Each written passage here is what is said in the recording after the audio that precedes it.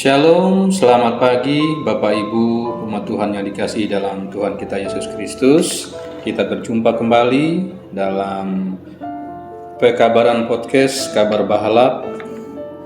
Saya Julius Didehen dari lingkungan pelayanan 4 Majelis Jemaat IKE Pelangka 1 akan menyampaikan atau membaca Alkitab untuk kita pada pagi hari ini, sekaligus menyampaikan renungan yang ditulis oleh Bapak Pendeta Chandra Oktoberi STH. Adapun Alkitab yang akan kita baca pada pagi hari ini sesuai dengan Almanak Nats GKE Gereja Kalimantan Inggris, yaitu Hakim-Hakim pasal yang ke-14 ayat yang pertama hingga yang ke-20 dengan perikop perkawinan Simson dan teka-tekinya. Simson pergi ke Timna dan di situ ia melihat seorang gadis Filistin. Ia pulang dan memberitahukan kepada ayahnya dan ibunya, "Di Timna aku melihat seorang gadis Filistin.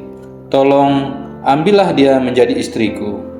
Tetapi ayahnya dan ibunya berkata kepadanya, "Tidak adakah di antara anak-anak perempuan sanak saudaramu atau di antara seluruh bangsa kita seorang perempuan, sehingga engkau pergi mengambil istri dari orang Filistin, orang-orang yang tidak bersunat itu?" Tetapi jawab Simson kepada ayahnya, "Ambillah dia bagiku, sebab dia kusukai."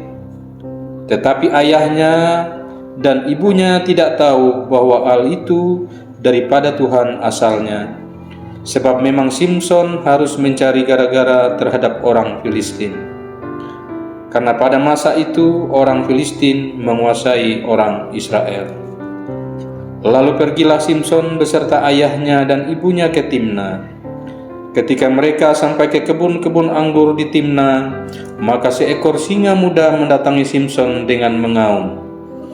Pada waktu itu berkuasalah roh Tuhan atas dia, sehingga siang itu dicabiknya seperti orang mencabik anak kambing tanpa apa-apa di tangannya.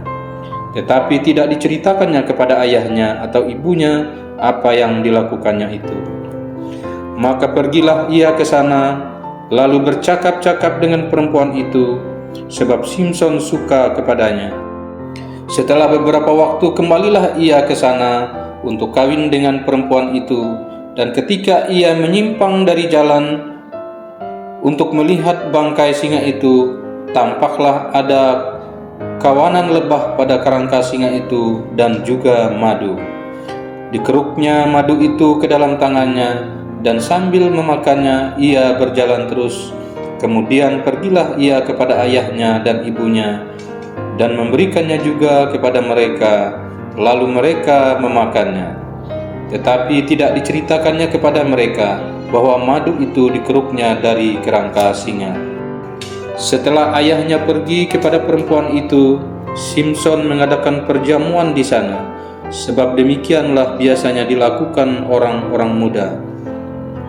Ketika mereka melihat dia, dipilihlah 30 orang kawan untuk menemani dia.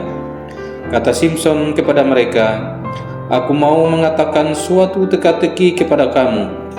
Jika kamu dapat memberi jawabnya yang tepat kepadaku dalam 7 hari selama perjamuan ini berlangsung dan menebaknya, maka aku akan memberikan kepadamu 30 pakaian lenan dan 30 pakaian kebesaran. Tetapi jika kamu tidak dapat memberi jawabnya kepadaku, maka kamulah yang harus memberikan 30 pakaian dalam dan 30 pakaian kebesaran kepadaku." Kata mereka kepadanya, "Katakanlah teka-tekimu itu supaya kami dengar." Lalu katanya kepada mereka, "Dari yang makan keluar makanan, dari yang kuat keluar manisan." Ada 3 hari lamanya mereka tidak dapat memberi jawab teka-teki itu.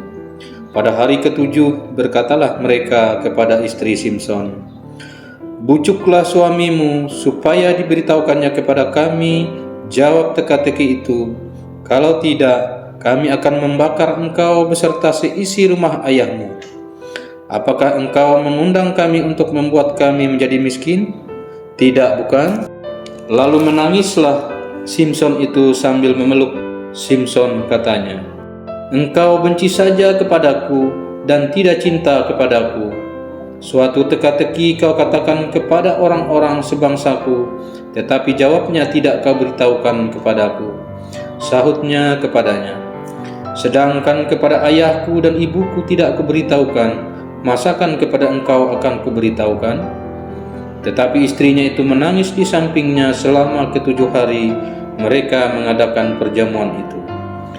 Pada hari yang ke-7 diberitahukannya kepadanya, karena ia merengek-rengek kepadanya. Kemudian perempuan itu memberitahukan jawab teka-teki itu kepada orang-orang sebangsanya. Lalu pada hari yang ke-7 itu, sebelum matahari terbenam, berkatalah orang-orang kota itu kepadanya, "Apakah yang lebih manis daripada madu? Apakah yang lebih kuat daripada singa?"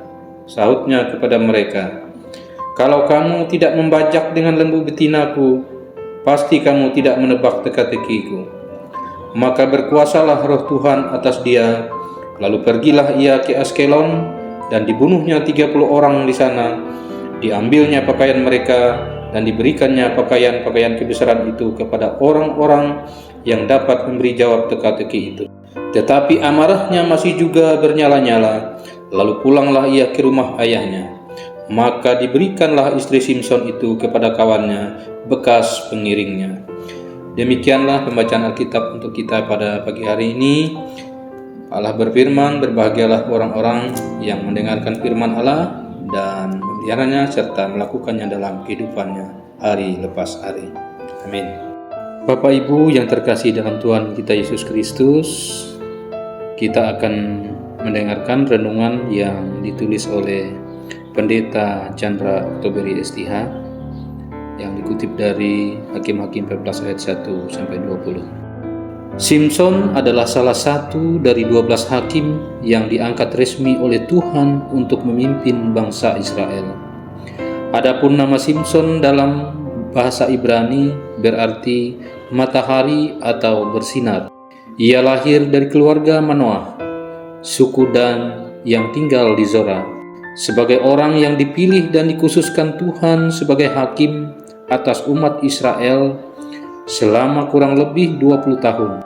Ia diberi kekuatan yang Allah anugerahkan kepadanya. Namun ternyata kekuatan itu tidak digunakannya untuk memenuhi rencana Allah, melainkan hanya untuk kepentingan pribadinya. Masalah mendasar yang terdapat dalam diri Simson adalah bahwa ia tidak pernah tunduk pada otoritas Allah. Ia tidak mau taat dan mendengarkan orang tuanya, padahal orang tuanya sudah menyampaikan maksud Allah bagi dia. Dampaknya, ia juga tidak tunduk pada otoritas orang tuanya saat mereka keberatan atas keputusannya untuk menikahi gadis Filistin. Tidak tunduk pada otoritas membuat dia membiarkan hasrat menguasai dia, tanpa peduli segala akibat yang harus ditanggung. Mari kita belajar untuk mempertimbangkan lagi setiap keputusan yang kita ambil. Hati-hatilah menentukan pilihan. Kerjakanlah panggilan Allah sesuai dengan kehendaknya atas diri kita. Jangan hidup untuk kepentingan diri sendiri, untuk memuaskan hasrat, tetapi tunduklah pada otoritas Allah. Demikian renungan kita pada pagi hari ini. Sebelum kita mengakhirinya, mari kita tundukkan kepala, kita berdoa. Bapa di surga, Allah Bapa yang bertata di dalam kerajaan surga, kami mengucap syukur, terima kasih atas kebaikan kemurahan Tuhan pada pagi hari ini. Kami dijaga, dipelihara sepanjang malam hari tadi, dan pagi ini boleh menikmati napas kehidupan yang datangnya daripada Tuhan. Pagi ini kami boleh merenungkan kebenaran firman Tuhan. Bapa di surga, biarlah firman-Mu yang kami sampaikan pada pagi hari ini boleh didengar oleh umat Tuhan dimanapun mereka berada.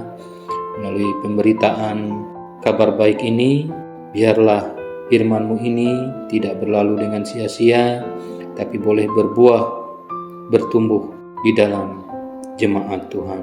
Terima kasih Bapa atas tuntunan bimbingan Tuhan. kami boleh dimampukan untuk menyampaikan renungan firman-Mu pagi hari ini.